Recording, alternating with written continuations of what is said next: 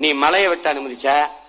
இப்ப கடைசியா என்ன பண்ணிட்டான்? அணுக்கழிவை எங்க வைக்கலாம்னு தெரியல, இங்க வைக்கலாம்னு. இதுல இந்திய கட்சிகளின் நிலைப்பாடு என்ன? சரி, ஒண்ணு கேட்கிறேன், முதல்ல அணு உலை எங்க வந்தது?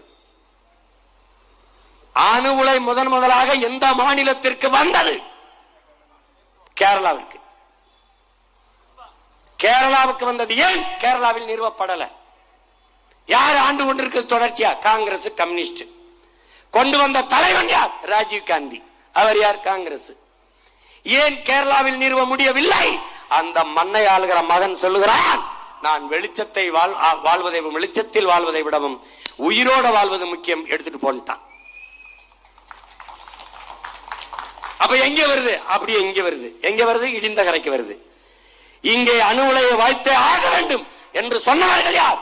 அங்கே வேண்டாம் என்று சொன்ன காங்கிரஸ், அங்கே வேண்டாம் என்று சொன்ன கம்யூனிஸ்ட். எவனாவது மறுக்க